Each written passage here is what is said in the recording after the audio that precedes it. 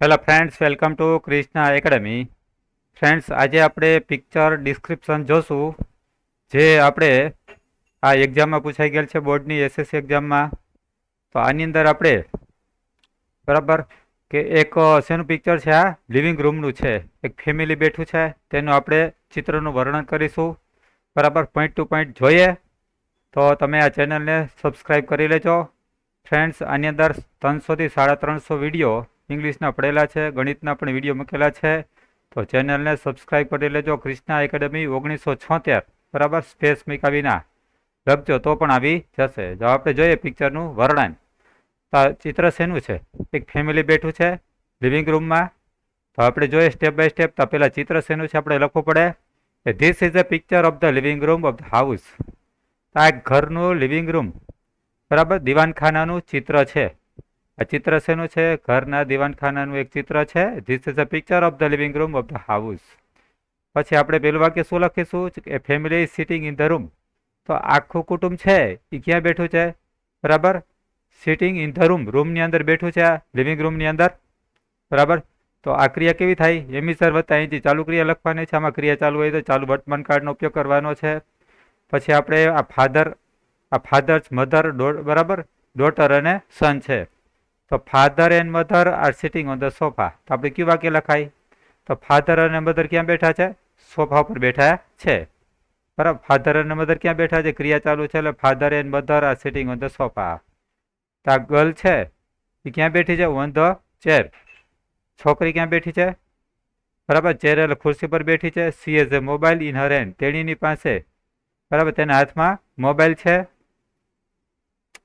છે. A small boy is sitting on the floor.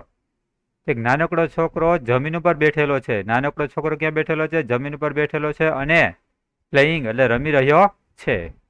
બરાબર, તેથી ઉપર there is a dining table behind the sofa. તો સોફાની પાછળ શું છે? ડાઇનિંગ ટેબલ છે. કયું છે? There is a dining table behind the sofa. સોફાની પાછળ ડાઇનિંગ ટેબલ છે. આ આપેલું છે. તો there is a kettle on the table. તો કેટલ એટલે કેટલી ટેબલ ઉપર પડેલી છે. ટેબલ ઉપર શું પડેલું છે? કેટલી પડેલી છે. ધેર ઇઝ અ બરાબર, ધેર ઇઝ અ કેટલ થઈ ગયું. કે there is a clock on the wall. દિવાલ ઉપર એક ઘડિયાળ પણ આવેલી છે. There are a few books on the self. તો સેલ્ફ એટલે કે આ ખાનું છે. બરાબર, નાનો એવો કબાટ છે. સેલ્ફ એટલે બરાબર, તો એની અંદર એક થોડીક ચોપડીઓ પણ આવેલી છે. બરાબર, ખાનાની અંદર થોડીક, સેલ્ફની અંદર થોડીક ચોપડીઓ પણ આવેલી છે. There is a flower pot two.